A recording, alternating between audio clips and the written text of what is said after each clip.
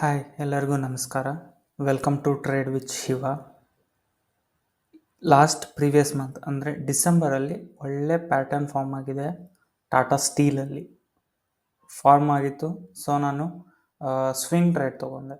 Swing trade ಯಾವ ಥರ ತೊಗೊಂಡೆ ಅಂತ ನಿಮಗೆ ಡೀಟೇಲಾಗಿ ಹೇಳ್ತೀನಿ.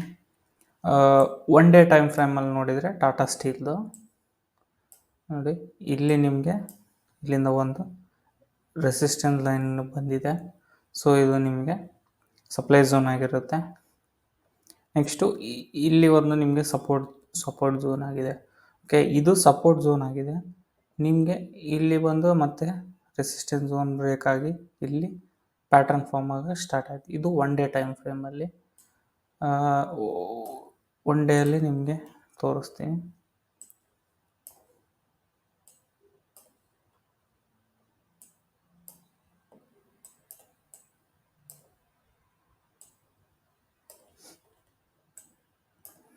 ನೋಡಿ, ಮೂಮೆಂಟ್ ಡೌನು ಮತ್ತು ಮೇಲೆ ಕೆಳಗಡೆ ಮೇಲೆ ಕೆಳಗಡೆ ಮೇಲೆ ಕೆಳಗಡೆ ಹೋಗಿ ಇಲ್ಲಿಂದ ಒಂದು ಸಪೋರ್ಟ್ ಲೈನ್ ಅಂದರೆ ಟ್ರೆಂಡ್ ಲೈನ್ ಸ್ಟಾರ್ಟ್ ಆಗಿದೆ. ಇಲ್ಲಿಂದ ಒಂದು ಸ್ಟಾರ್ಟ್ ಆಗಿದೆ. ಒಳ್ಳೆ ಟ್ರಯಾಂಗಲ್ ಪ್ಯಾಟರ್ನ್ ಇದು. ಟ್ರಯಾಂಗಲ್ ಪ್ಯಾಟರ್ನು ನಾನು ಎಲ್ಲಿ ಎಂಟ್ರಿ ಎಲ್ಲಿ ಎಕ್ಸಿಟ್ ತೊಗೊಂಡೆ ಅಂತ ಹೇಳ್ತೀನಿ. ನೋಡಿ, ಈ ಮೂಮೆಂಟಲ್ಲಿ ಕನ್ಸಾಲಿಡೇಷನ್ ಸ್ಟಾರ್ಟ್ ಆಗಿದೆ. ಕನ್ಸಾಲಿಡೇಷನ್ ಸ್ಟಾರ್ಟ್ ಐದರ್ ಕೆಳಗಡೆ ಬ್ರೇಕ್ ಆಗುತ್ತೆ, ಇಲ್ಲ ಮೇಲೆ ಬ್ರೇಕ್ ಆಗುತ್ತೆ. ಅದನ್ನು ನೀವು ಅಬ್ಸರ್ವ್ ಮಾಡ್ತಾ ಇರಬೇಕು. ಸೊ ಇಲ್ಲಿಂದ ಫಾಲ್ ಆದಮೇಲೆ ಇಲ್ಲಿ ತುಂಬ ಸಪೋರ್ಟ್ ಇದೆ. ನೋಡಿ, ಇಲ್ಲಿ ಈ ಲೈನಲ್ಲಿ ತುಂಬ ಸಪೋರ್ಟ್ ಇದೆ, ಈ ಲೈನಲ್ಲಿ ತುಂಬ ಸಪೋರ್ಟ್ ಇದೆ. ಸೊ ಇಲ್ಲಿ ಕ್ಯಾಂಡಲ್ ಫಾರ್ಮೇಷನ್ ಆಗಿ ನೆಕ್ಸ್ಟ್ ಗ್ಯಾಪ್ ಅಪ್ ಓಪನ್ ಆಗಿ ಇದು ಗ್ಯಾಪ್ ಅಪ್ ಓಪನ್ ಆಗಿ ಮತ್ತೆ ಗ್ರೀನ್ ಕ್ಯಾಂಡಲ್ ಫಾರ್ಮೇಷನ್ ಆಯಿತು. ಗ್ರೀನ್ ಕ್ಯಾಂಡಲ್ ಫಾರ್ಮೇಷನ್ ಆಗಿ ಈ ಐ ಇದೆ ಅಲ್ಲ, ಈ ಐನು ಬ್ರೇಕ್ ಆಗಿದೆ. ಈ ಸ್ವಿಂಗ್ ಐ ಇದೆಲ್ಲ, ಸ್ವಿಂಗ್ ಐನು ಬ್ರೇಕ್ ಆಗಿದೆ. ಸೊ ಸ್ವಿಂಗ್ ಐ ಬ್ರೇಕ್ ಆದ ತಕ್ಷಣವೇ ನಾನು ಎಂಟ್ರಿ ತೊಗೊಂಡೆ. ಈ ಪ್ರೈಸ್ಗೆ ಎಂಟ್ರಿ ತೊಗೊಂಡೆ. ಸ್ಟಾಪ್ ಲಾಸ್ ನಾನು ಆಲ್ಮೋಸ್ಟ್ ಈ ಸ್ವಿಂಗ್ ಕೆಳಗಡೆ ಇಟ್ಟಿದ್ದೆ, ಅಂದರೆ ಇಲ್ಲಿಟ್ಟಿದ್ದೆ. ಸೊ ಸ್ಟಾಕ್ ಏನಾಯಿತು, ಮೇಲೆ ಹೋಯಿತು.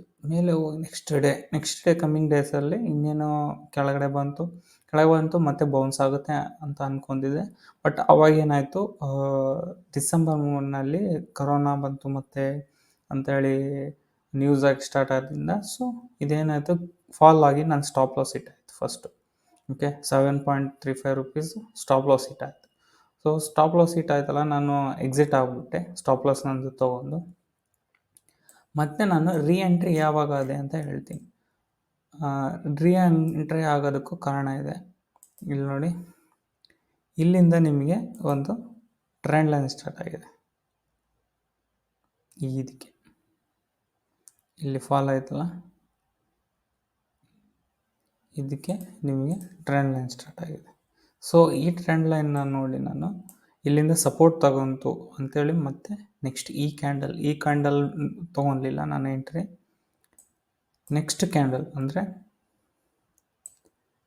ಈ ಕ್ಯಾಂಡಲ್ ಮಿಡಿಲಲ್ಲಿ ನಾನು ತೊಗೊಂಡೆ. ಅಂದರೆ ಈ ಕ್ಯಾಂಡಲ್ ಮಿಡಿಲಲ್ಲಿ ನಾನು ತೊಗೊಂಡೆ 50% ಮೇಲೆ ಹೋಗ್ತಿ, ಅಂದರೆ ಈ ರೆಸಿಸ್ಟೆನ್ಸ್ ಝೋನ್ ಇದೆಯಲ್ಲ, ಇದರ ಮೇಲೆ ಹೋದ ತಕ್ಷಣ ನಾನು ಎಂಟ್ರಿ ತೊಗೊಂಡೆ. ನಾನು ಎಂಟ್ರಿ ತೊಗೊಂಡು ಎಕ್ಸಿಟ್ಟು ಕರೆಕ್ಟಾಗಿ ಈ ರೆಸಿಸ್ಟೆನ್ಸ್ಗೆ, ಅಂದರೆ ಇಲ್ಲಿಂದ ಇಲ್ಲಿ ತನಕ ಕರೆಕ್ಟಾಗಿ ನಾನು ಟಾರ್ಗೆಟ್ ಇಟ್ಟಿದ್ದೆ. ಇಲ್ಲಿಂದ ಇಲ್ಲಿಗೆ ನಾನು ಎಕ್ಸಿಟ್ ಆದೆ. ಈ ಮೂಮೆಂಟಲ್ಲಿ ಸಮ್ವೇರ್ ಇಯರ್ ನಾನು ಎಕ್ಸಿಟ್ ಆದೆ. ಇದರಲ್ಲಿ ನಿಮಗೆ ಆಲ್ಮೋಸ್ಟ್ 12.5 ನನಗೆ ರಿಟರ್ನ್ಸ್ ಬಂತು. ಅಂದರೆ 12.55 ರುಪೀಸ್ ರಿಟರ್ನ್ಸ್ ಬಂತು. ಇದು ಸ್ವಿಂಗ್ ಟ್ರೇಡ್ ಆಗಿದೆ. ಸೊ ಸ್ವಿಂಗ್ ಟ್ರೇಡ್ ಈ ಥರ ನಾನು ತೊಗೊತೀನಿ. ಓಕೆ, ಬೆಸ್ಟ್ ಪ್ಯಾಟರ್ನ್ ಸಿಕ್ಕರಷ್ಟೇ ನಾವು ತೊಗೊಳಕ್ಕಾಗುತ್ತೆ, ಇಲ್ಲಾಂತಂದರೆ ನಾವು ತೊಗೊಳಲ್ಲ. ಯಾಕಂದರೆ ಮಲ್ಟಿಪಲ್ ಟಚಸ್ ನೋಡಬೇಕು.